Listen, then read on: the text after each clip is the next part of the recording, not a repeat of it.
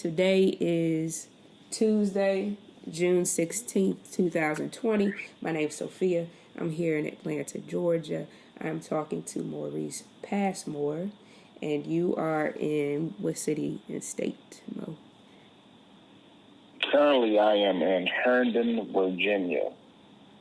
Okay, all right. So we're going to jump into this self-care and just overall life in June 2020 conversation. Well, not conversation, but oral history interview.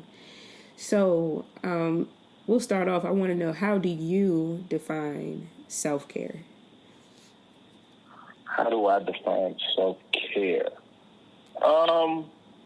Self-care is just making sure that you are mentally, physically, spiritually intact, maintaining a level of care for all aspects of your being. So, how it's individually described can be, for different people will be different things. For me, it's, keeping a good exercise regimen. For the physical, for the mental, it's, staying creative. It's, mentally challenging things like I love chess, keeps the brain sharp, reading, etc. And, the creativity side, I have, podcasts, still in the music. Just being creative, man. You got to keep the brain's a muscle too, right? So you have to keep it active. Spiritual side, which I need to put more emphasis on. That was one of my things that during this COVID time, I've got into a little more meditation, taking a little time before everyone gets up or before everyone needs you. I come down here to my man cave and I just, zone, stretch. I want to get into the yoga a little more, but haven't got into it as much as I would like to. But yeah, that's my self-care. Keeps me even killed. Okay. All right. So prior to, having to prescribe to quarantine, how would you describe your day-to-day life? Prior to the quarantine, man, it was hustle bustle. You're going to work, fighting traffic. I'm a little outside of D.C. right now in the suburban world, man. The family, the wife, the kids, just, getting them somewhere a little quieter, a little more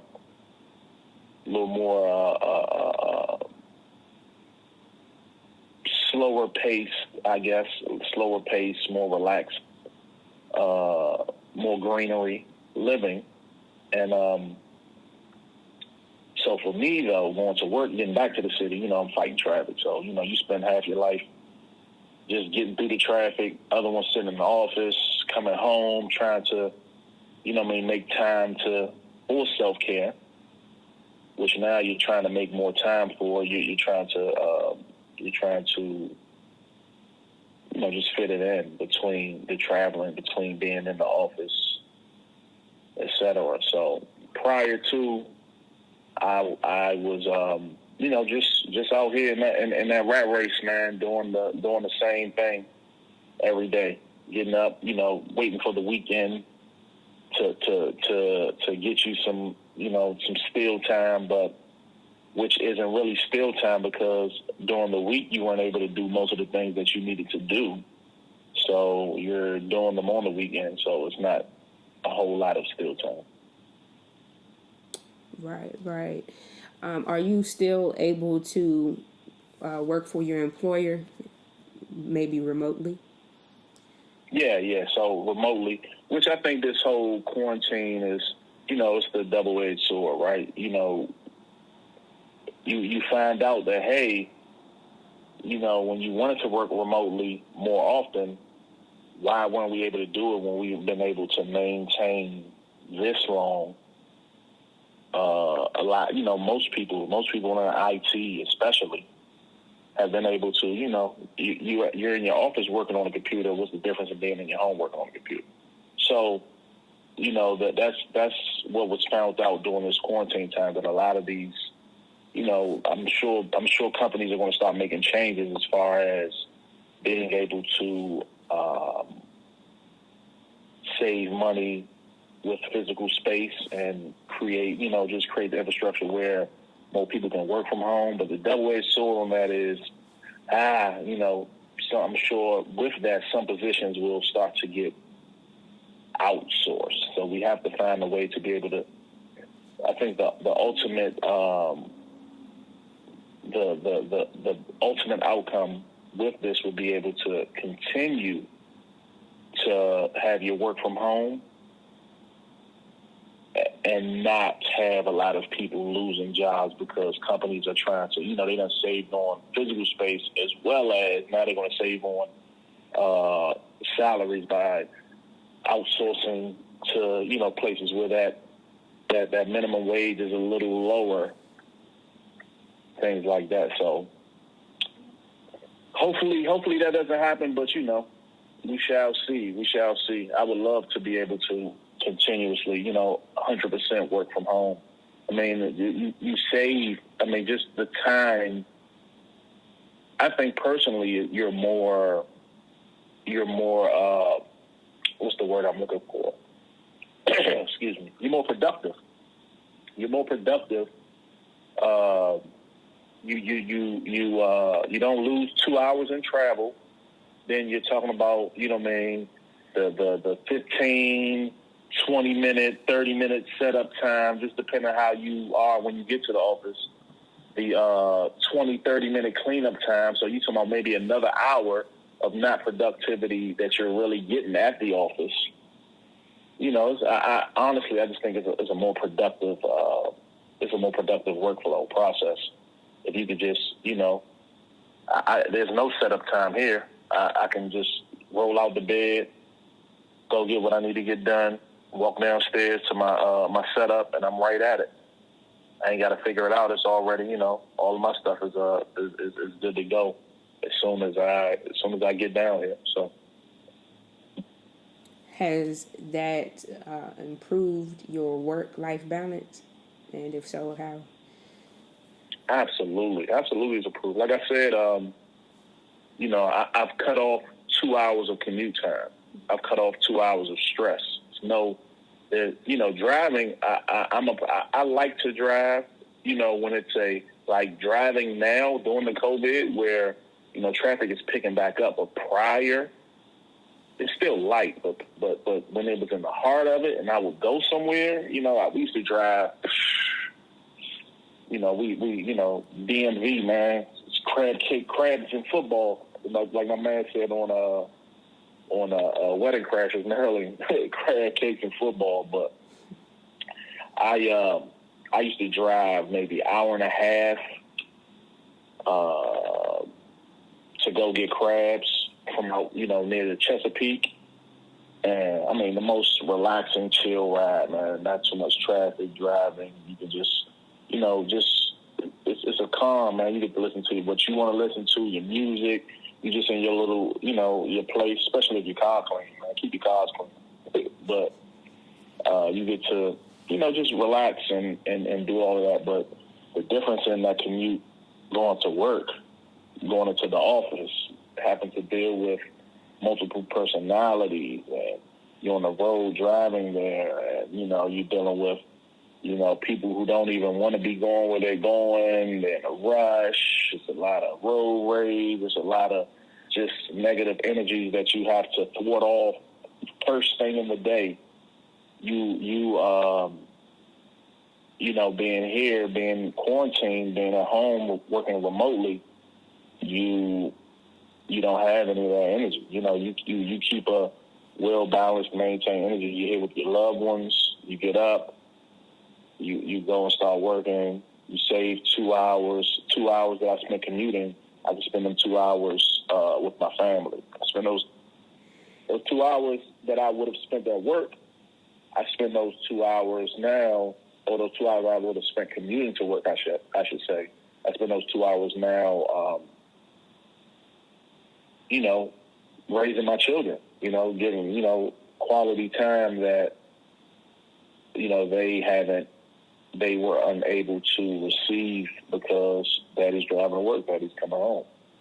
As well as, I'm going to tell you, for me personally, what's been the most rewarding is I just had my son, Maurice Passmore III, MP3, on December 31st, last day of the year, coming into the new year.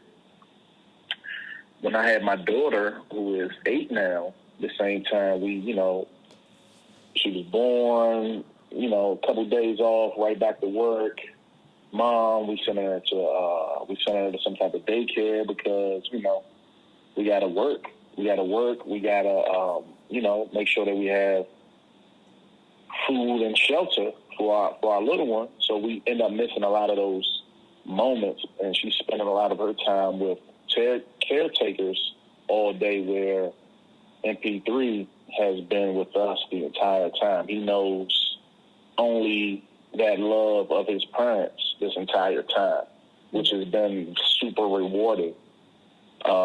Just the fact that of, not having to send your child to, some kind of caretaker and being able to, give them, nobody's going to take care of your child like you are. Just simple. That's just a, that's just a universal truth. So, yeah, man, but that's how it's been for me.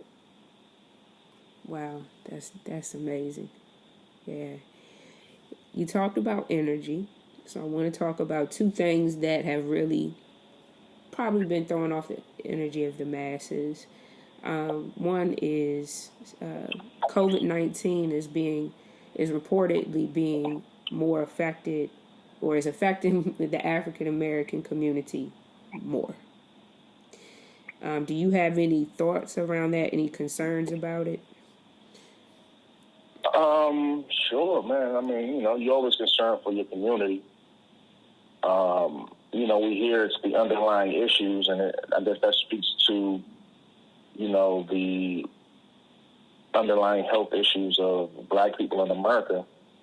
A lot of them being systemic issues based on, undereducated, being,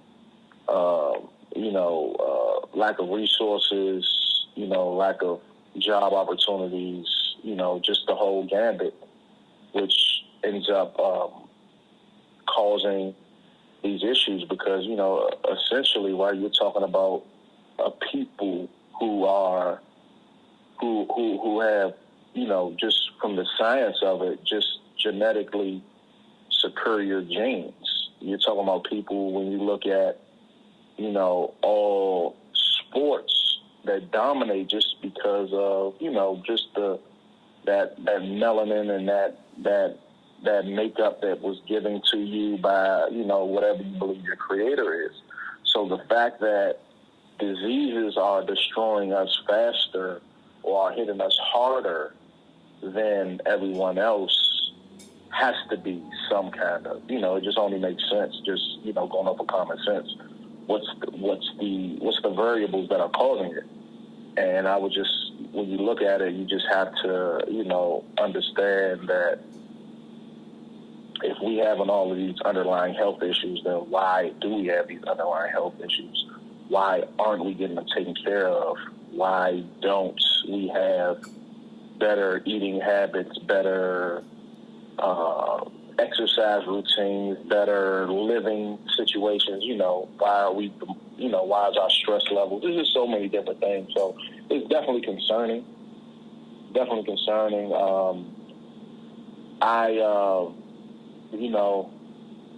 It's one of those things where it's like, man, you don't got the answer, Sway. Like, I don't know how to resolve it at the current state, but I just, health and, mental state, that self-care. We gotta we got to make sure that we're on top of our self-care, and just as best as we can, man. Each one teach one, and get out here and walk. Get out here and it's hard when you live in these food deserts, but you got to find a way to just that fruit vegetable intake, just those type of things, and work on the preventative maintenance versus that reactive, because we're being hit by something. So yeah, it's really disheartening to know that we are being affected so disproportionately in comparison to everyone else. Right. And something else that, of course, has affected the black community, and it's really been showing its face throughout this lockdown, is police brutality. How have witnessing situations like Ahmaud Arbery and George Floyd, how have those situations affected you, if they have? Oh man, well, obviously it affects you to see someone that you feel could have been you in a situation where they lost their life. This isn't isolated incidents. Definitely not new. Since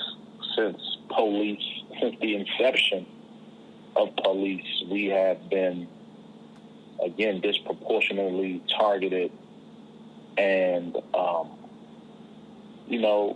brutalized by, the people who are, air quote, here to protect and serve your community. So,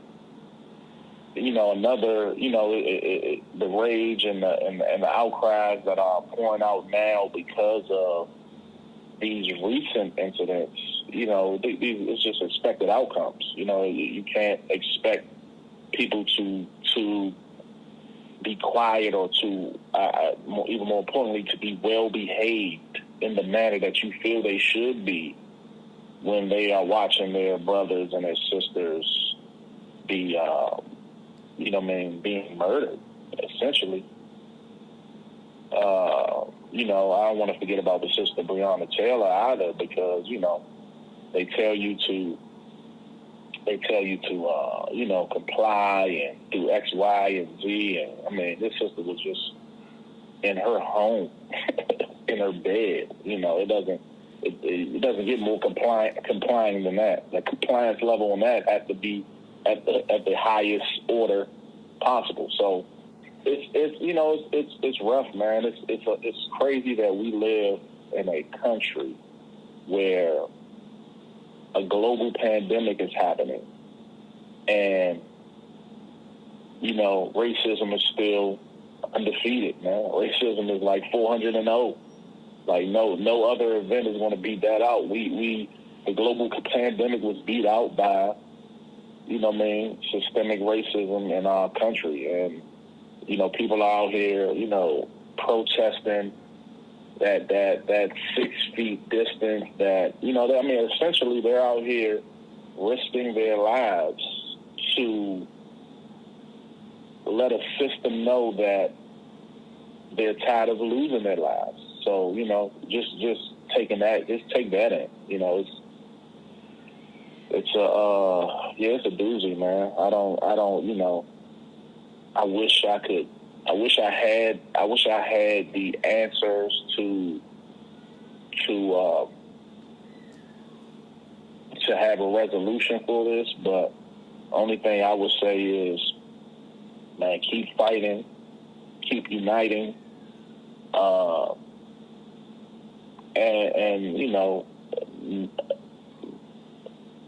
nothing was ever given to an oppressed people. It's only been taken. And I'll leave it at that. Got it. After witnessing all these things and being in lockdown quarantine,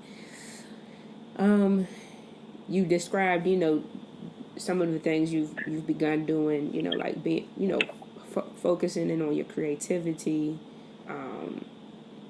walking, keeping a good exercise regimen. What are some specific things that you've had the opportunity to do since, quarantine, which has been part of your self-care? It could be anything, right? Did you ride a bike somewhere? Did go somewhere with your family? What are some of the specifics that you've experienced as part of your self-care? So, that quarantine 15 is real, man. that quarantine weight from being in a house, not going anywhere, not doing too much, and just eating and trying to, to the point where, we're getting our groceries delivered. So just the normal exercise that you would get from walking around a grocery store, you're not getting. And you're inside trying to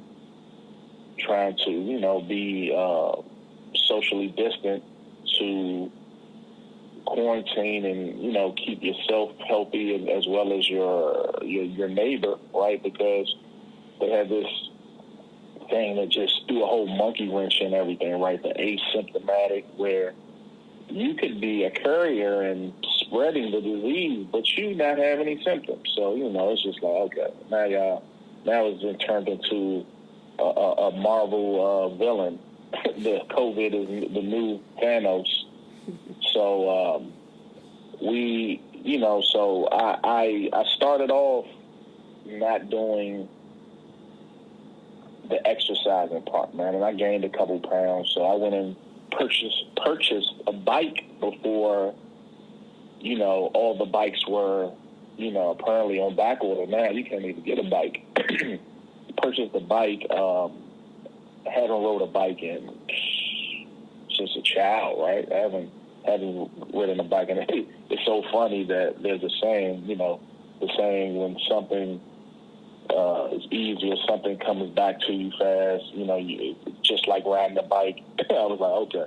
I remember riding a bike being totally different than it is now. I'm getting a bike and ride forever. Now you feel every pedal. So, but I enjoy it. I get out, ride, get my exercise in. Me and the family, we went and did, we actually went to the beach. We just pulled up, went out, looked at the water, took in the nature, got some vitamin D, got out of there. We didn't even stay long. But, it was a good drive, a nice drive. We went, I want to say we went around the wife's birthday. Because things still weren't open. There was no, the hotels, right, they were closed. But we just went, nobody owns the beach, right? You would want to, that's funny because you would think nobody owns it, but, we monetize everything here. But went to the beach, sat there, let my son, first time MP3 was able to see the water, see the beach, see the sand. He enjoyed it. You could just see he's seen all that water. He enjoys bath time. So when he seen all of that water, I know he was just like, whoa. And got out there, got back. So yeah, man. Specifically, a lot of driving, sightseeing, just enjoying nature, man. I think this got us a little closer to nature. Just being able to appreciate a drive. We drove, through the mountains one time and just, looked at all of that. We did that beach. I got on the bike. Creatively, I again, like I said, I have podcasts. I've always done music as far as being an MC. But now in this time, I've gotten more into the production side, creating, actually creating beats, making melodies and different things like that. I've got into videography a little more. So, man, just trying to be productive and stay and, being still, but continuously moving forward, if that makes sense. It makes a lot of sense. Like it needs to be on a T-shirt or something type sense. Yeah, go on and put that on your YouTube channel. Right. Good stuff. Well, I think this is actually my second to last question. Okay. We'll see, but I just want you to give me a bio. Who is Maurice Passmore the second? The second, right? Yeah. Who is Maurice Passmore the second? Junior, my man called me. Junior, we call MP3 Junior. Maurice Passmore Jr. is a son, father, husband, friend. He's a provider. He is a motivator.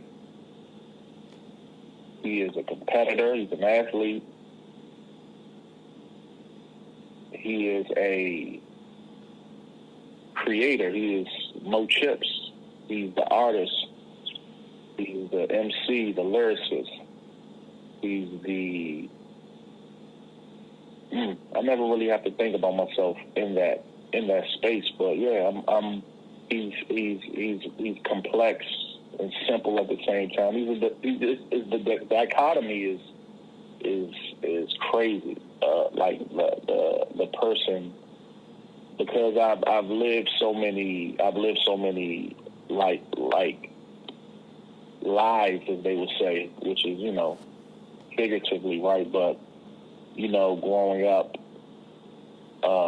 where my father raised me so, pretty much by himself for the majority of my life.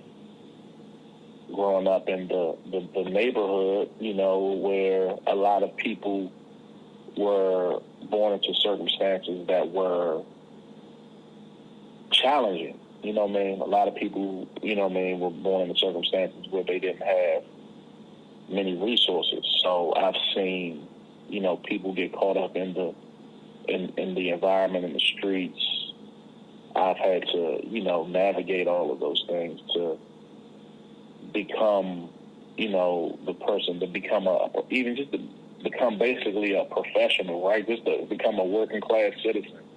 Just to get there was a lot of navigation early on to survive. And from there, it's just been about less about surviving and more about living, more about exceeding expectations and creating and, being, I always say that, one of the most important things in, Black liberation or, one of the most revolutionary things you can do as a Black man is, take care of your Black family.